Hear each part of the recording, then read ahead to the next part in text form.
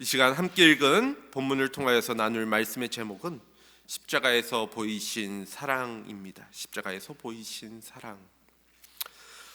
기독교라는 종교의 핵심이 무엇인가? 그것에 대해서 누군가가 질문을 한다라고 한다면 많은 핵심들이 있고 또 많은 가치들이 있겠지만 그 중에 한 가지는 분명 십자가일 것입니다. 이는 곧 예수님께서 십자가에서 이루신 것이 무엇인지를 우리가 깊이 이해하지 못한다라고 한다면 그것을 기독교인이라고 또 기독교를 알고 있다라고 말하기는 힘들다라는 것을 의미하지요. 왜냐하면 머리로는 아는 정도가 아니라 예수 그리스도의 십자가를 생각할 때마다 그 십자가의 그 모습을 생각할 때마다 그 마음이 뜨거워지고 하나님의 사랑이 감격적으로 느껴지며 그래서 하나님을 사랑하게 되는 것이 그리스도인의 삶이기 때문입니다. 하나님이 어떤 분이신지 또 우리를 얼마나 사랑하시는 분이신지 가장 구체적으로 알 수 있는 일이 무엇인가? 그것은 십자가를 통해서 보여주신 사랑이라는 것이지요.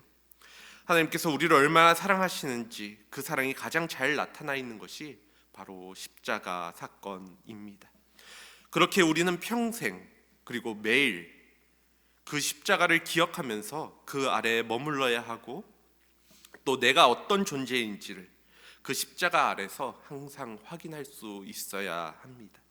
그럴 때 우리는 하나님의 은혜가 무엇인지를 바로 알게 되어지고 또 그 안에서 살아갈 수 있게 된다라는 것입니다. 우리가 지금 생각하는 십자가는 예수님의 영광이 드러나는 자리 또 거룩한 십자가의 이미지가 있지만 사실 십자가는 당시 로마인들이 고안해내었던 세상에서 가장 잔인한 형벌이기도 하였지요. 사람이 어떻게 하면 가장 수치스럽고 또 고통스럽게 죽일 수 있을까를 생각하면서 만들어진 형벌이 십자가였습니다. 그래서 로마는 가장 극악한 죄수만을 이 형벌로 다스렸고 또 죽였습니다. 그래서 주로 로마의 체제를 전복시키려던 그 체제를 뒤흔들려던 다른 민족의 사람들을 죽이는 형벌로 십자가를 사용하였고 그렇기에 로마인들은 이 형벌로 처형되지는 않았습니다.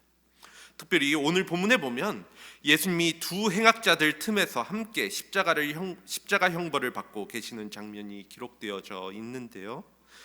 원래 예수님께서 받으시는 그 십자가 형벌은 원래는 예수님이 아니라 바라바라는 사람이 받을 예정이었습니다.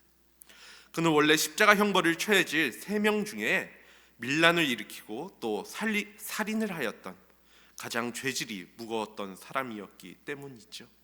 그런데 빌라도가 유대인들에게 바라바와 예수님 중에서 누구를 놓아주기를 원하느냐 이렇게 물었을 때 유대인들의 선택은 바라바를 선택하였습니다. 바라바를 살려두고 예수를 죽이어라. 그래서 예수님이 그 사람 대신 십자가 형벌에 처해지게 된 것이죠. 아무런 죄가 없는데도 불구하고 바라바는 예수님이 죄를 찾을 수 없다. 바나바는 예수님이 죄를 찾을 수 없다라고 이야기했는데도 불구하고 유대인들은 예수님을 처형하기를 원했다라는 것입니다.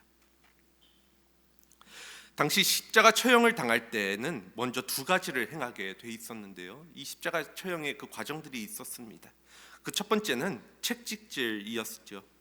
당시의 채찍은 한 가닥이 아니라 여러 가닥의 가죽끈이었고 그 가죽끈 끝에는 짐승의 뼈와 쇠붙이가 있어서 채찍질을 할 때마다 이것들이 채찍을 당하는 사람의 살에 박혀 살점을 뜯어냈다라고 합니다.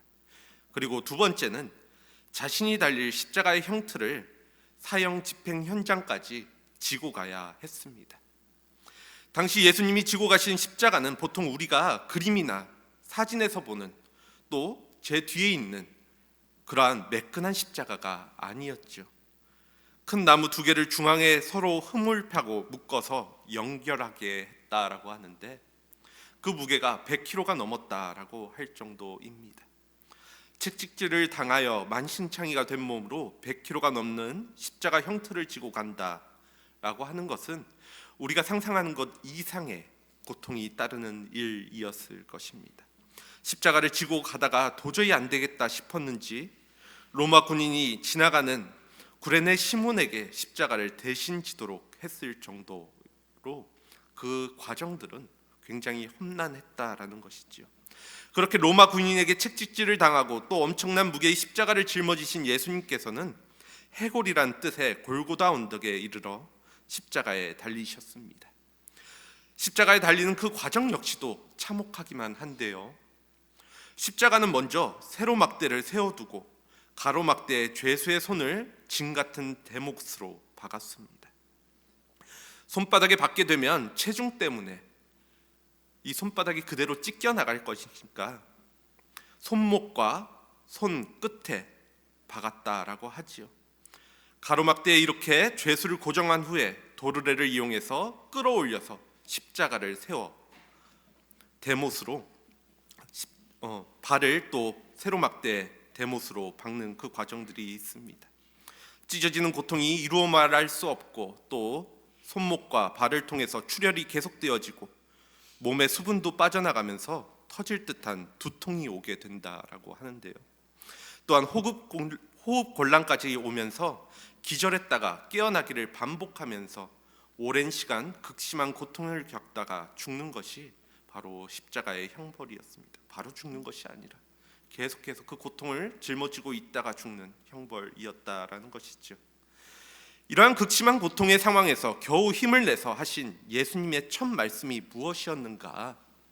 그 어려운 가운데서도 그 고난 가운데서도 예수님의 첫 말씀이 무엇이었는가? 그것은 원망이나 저주의 말씀이 아니었습니다. 그리고 고통에 의한 울부짖음도 아니었죠. 오히려 예수님께서는 그 힘든 상황 속에서도 가장 먼저 꺼낸 것은 하나님을 향한 기도였습니다. 예수님께서 이러한 극심한 고통에서도 기도를 하실 수 있었던 힘은 어디로부터 온 것인가 라는 생각을 해볼 수 있을 것인데요. 마가복음 1장 35절 말씀은 기도하시는 예수님을 이렇게 묘사하고 있습니다. 이렇게 기록하고 있습니다. 새벽 아직도 밝기 전에 예수께서 일어나 나아가 한적한 곳으로 가서 거기서 기도하시더니, 이 구절은 예수님께서 귀신 들린 사람들과 병자들을 고치시고 복음을 전하러 가시는 장면을 보여주고 있는 말씀입니다. 이 말씀이 이야기하는 한 가지 포인트는 예수님께서 평상시에도 하나님 아버지와 기도로 교제를 했다라는 것이지요. 평탄할 때 기도했던 것이 인생의 위기가 찾아왔을 때 기도하도록 만든다라는 것입니다. 여러분들이 잘 알고 계시듯이 스데반 역시도 돌에 맞아 순교하는 그 순간에 하였던 것이 바로 기도였습니다. 바울 역시도 그의 서신서에 독자들을 위한 기도가 곳곳에 담겨 있음을 확인할 수 있지요. 사실 평탄한 시기에 끊임없이 기도하지 않았던 사람이 위기의 순간에, 인생의 절정적인 순간에 기도한다라는 것은 쉽지 않을 것입니다. 즉 평소에 기도하는 습관이 굉장히 중요하다라는 것이죠. 이처럼 예수님께서 십자가상에서 하신 첫 말씀은 기도였습니다. 그리고 그 기도는 하나님을 향하고 있죠. 아버지. 즉 예수님께서는 그 고통스러운 순간에 아버지를 바라보고 있는 것입니다. 사실 예수님께서 짊어지신 이 십자가가 누구로부터 시작된 것인지를 여러분들은 잘 알고 계실 것입니다. 비록 표면적으로는 사람들이, 그 유대인들이 십자가에 못 박으라 해서 그 고통을 방황하고 있는 것이지만, 사실 이것을 주도하신 분이 누구신가 생각해 보면 분명 하나님 아버지셨습니다. 그것을 주도한 것은 하나님 아버지셨다라는 것이죠. 공의로운 하나님 아버지께서는 자신이 창조하신 인간을 사랑하셨지만 하나님의 공의로움은 죄를 지은 인간을 처벌하셔야만 하였고, 그렇기 때문에 아들 예수님은 그 하나님 아버지의 마음을 아셨기에 스스로 순종하여서 이 땅 가운데 오시고 또 십자가를 지겠다고 나섰던 것입니다. 그 말씀을, 또 그 마음을 이해하고 지금 십자가에 달린 그 아들을 바라보는 아버지의 마음은 어떠할까 생각해 보시기 바랍니다. 아들을 사지로 내몬 무정한 아버지가 아니라 죄인들을 사랑하셔서 내가 창조해낸 그 피조물들을 사랑하여서 그들의 죄를 용서하기 위해서 자신의 아들을 내어주고 또 고통을 보고 가슴 아파하시는 아버지를, 지금 아들이 그 아버지를 향해서 아버지라고 외치고 있는 것이죠. 십자가 사건이 있기 전까지 상황들을 보면 예수님은 한때 수많은 사람들이 따르고 환호했던 인물입니다. 그분이 전하는 진리의 말씀을 듣고 많은 사람들이 놀라워했죠. 때로는 병이 낫고 또 초자연적인 이적을 보며 기뻐했고, 때로는 떡을 먹고 배부르기도 하였습니다. 필요를 채워주시는 예수님을 만났죠. 그래서 예수님께서 예루살렘에 입성하실 때 호산나 우리를 구원하소서 하며 많은 이들이 열광하기도 하였습니다. 그들이 바라보는 그 새 시대를 열어줄 왕이 온 것이라고 생각했기 때문에 말이지요. 그러나 그 예수님께서 십자가를 지실 때, 그 고난 가운데 있을 때 그 사람들은 모두 그 자리를 떠났습니다. 아니, 떠난 정도가 아니라 자신들의 기대와 다른 그 모습을 보여주자 예수를 죽이라 소리쳤고, 네가 유대인의 왕이라면 너 스스로를 구원하라 라고 조롱하기까지 하였습니다. 예수님과 3년을 같이 따라다녔지만 제자들 역시도 다르지 않은 모습을 보여주지요. 그들 역시도 예수님 곁을 피하여 숨었습니다. 어디로 가든지 따르겠습니다 장담하였던 베드로 역시도 나는 예수를 모른다라고 3번이나 부인할 정도로 말이지요. 예수님께서는 이들을 위해 십자가를 지셨지만 이들은 모두 예수님을 떠나고 또 부정하며 등을 돌리는, 등지는 모습을 보여주었다라는 것입니다. 그럼에도 불구하고 오늘 예수님은 오직 아버지만은 아들과 함께 있다라는 것을 알고 계셨던 것입니다. 그 가운데서도 나와 함께 하시는 분 하나님이시라는 사실을 알고 계셨다. 그 무엇도 아버지와 아들을 갈라놓을 수 없었다라는 것이죠. 그렇게 예수님께서는 극심한 고통의 순간에 사람들을 의지하지 않고 오직 아버지만을 의지하며 아버지께 기도하고 있는 것입니다. 그렇기에 평탄할 때 기도하시고 또 매 순간 하나님을 바라볼 수 있기를 원하고, 또 우리의 영혼의 아버지 되시는 하나님께 우리의 어려움이 있을 때마다 또 평탄한 그 순간에도 기도할 수 있는 여러분들 되어지기를 원합니다.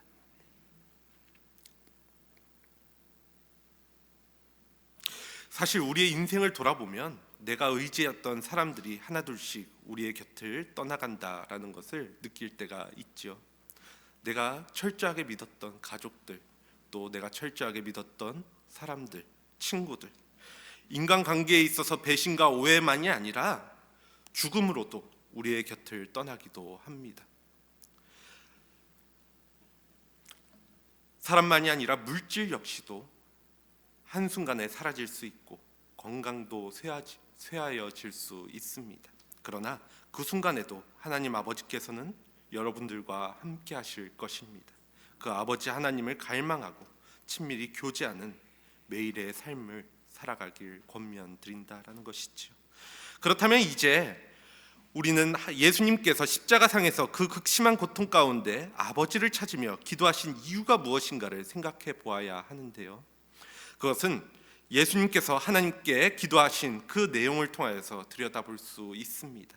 예수님께서는 저들을 사하여 주시옵소서라며 우리의 죄를 용서해 주시기를 구하는 기도를 하나님께 올려드리고 있죠. 예수님이 이 땅에 오시기 전까지 어떠한 분이셨는지 우리 모두는 잘 알고 있습니다. 아들이라고 우리가 이야기하지만 사실 예수님 역시도 하나님 아버지와 함께 이 땅을 창조하셨던 분이십니다. 함께 존재하셨던 분이시죠. 이러한 능력 있으신 창조주 예수님께서 하늘 보좌를 버리시고 인간을 사랑하셔서 이 땅에 오셨고 낮고 낮은 인간의 모습으로 사셨지만 그것을 누구 하나 알아보기는커녕 처참하게 그 창조주가 십자가에 매달려 있는 모습입니다. 정작 그들을 위해 왔지만 그들에게 철저히 외면당하시는 모습이지요. 그럼에도 그 예수님께서 십자가에서 하신 첫 말씀은 저들의 죄를 용서해 달라라는 기도였습니다. 내가 부모로서 자녀들에게, 또 내가 가장 사랑하는 사람에게 죽으면서 마지막 힘을 다하여 한마디 유언을 남긴다면 어떠한 말을 남기시겠습니까?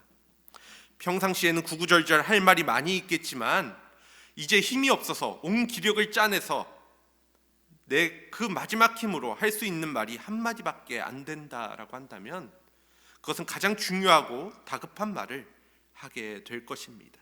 그런데 예수님에게 그 한마디는 저들을 사하여 주시옵소서였다라는 것입니다. 이 말은 곧 인간이란 존재는 하나님의 용서가 필요한 존재들이라는 의미이기도 합니다. 인간은 하나님의 형상을 따라 빚어진 고귀한 존재임에도 불구하고 아담 이후에 우리에게 들어온 죄로 인하여 그 고귀한 그 모습들이 무너진 상태에 있습니다. 그래서 사람을 가만히 보면 정말 귀하고 사랑스러운 점도 많이 있지만 때로는 죄로 인해서 흉악하고 또 때로는 차마 입으로 꺼내기도 어려운 그러한 모습들도 보여주게 되는 것이지요.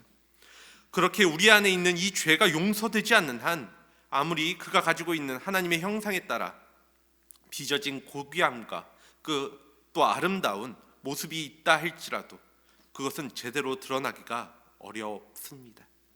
그래서 인간은 용서받은 죄인과 용서받지 못한 죄인만이 있을 뿐이라는 말이 있는 것이지요.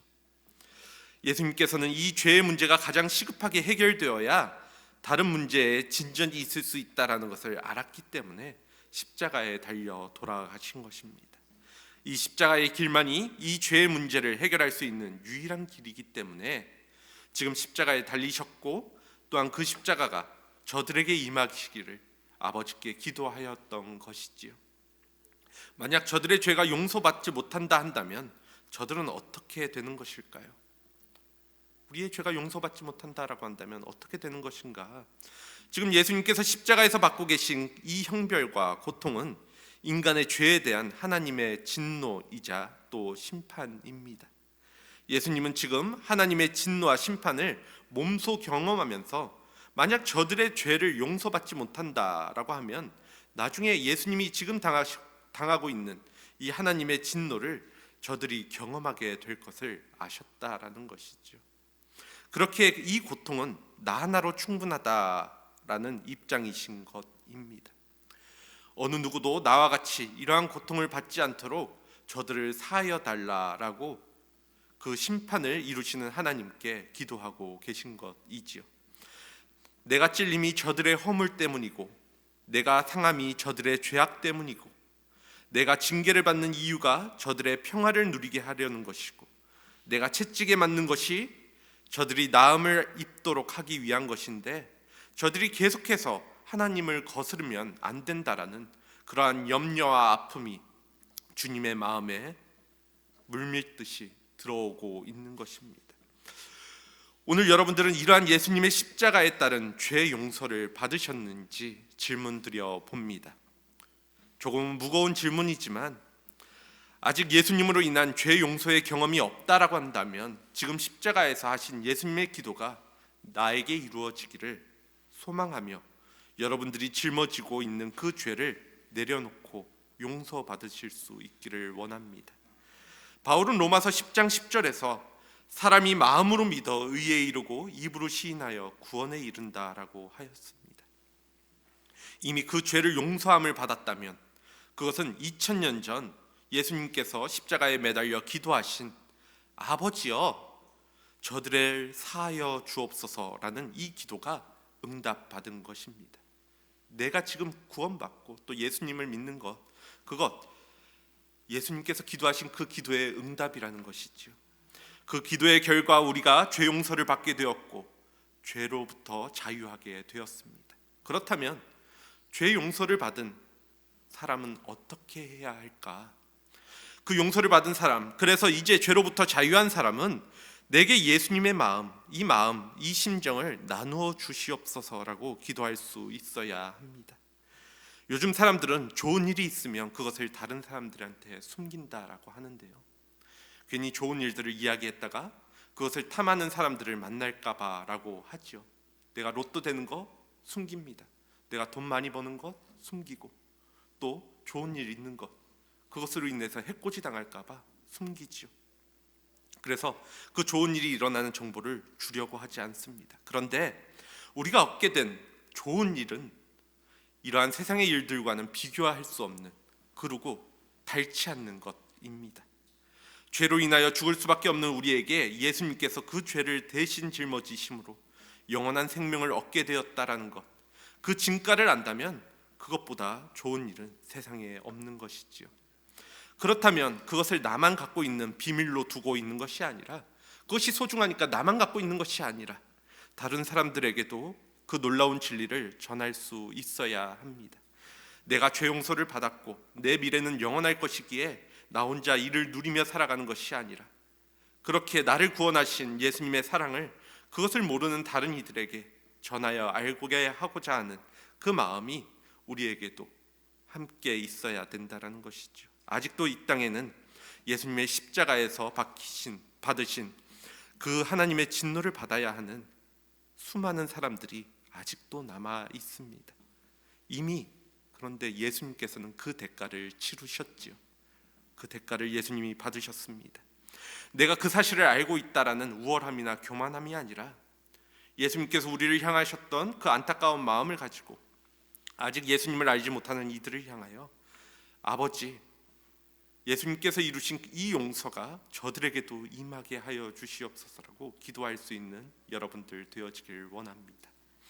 이제 이어지는 기도의 내용 가운데 예수님께서는 아버지여 저들을 사하여 주옵소서라고 기도하시면서 왜 저들이 저렇게까지밖에 할 수 없는지, 왜 저렇게 하는 것인지 하나님께 그 이유를 설명하고 있는데요, 그들이 이렇게 행하는 이유는 바로 자기들이 하는 것을 알지 못함이니다라고 이야기를 합니다.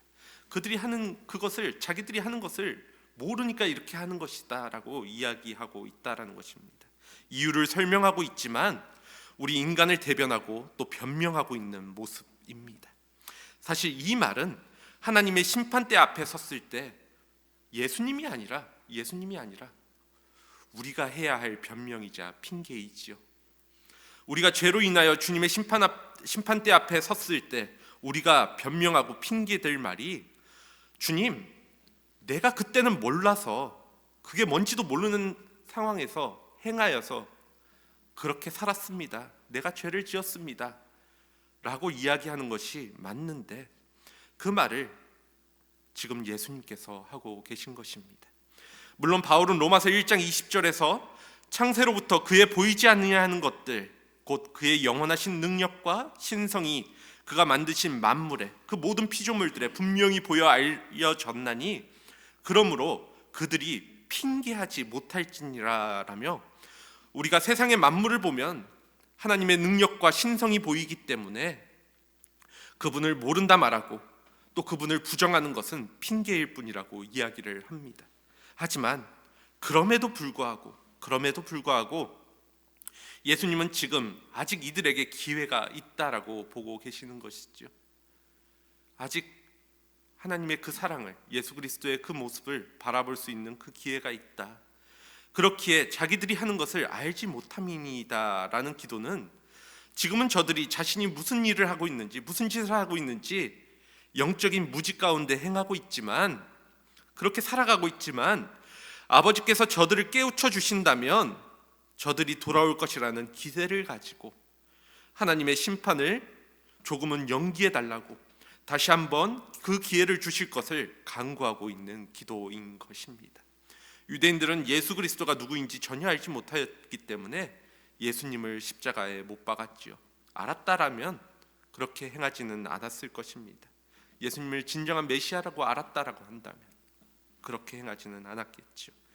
모두 영적인 무지로부터 온 행동입니다. 우리의 입장에서 보아도 그러한 예들이 좀 있는데요.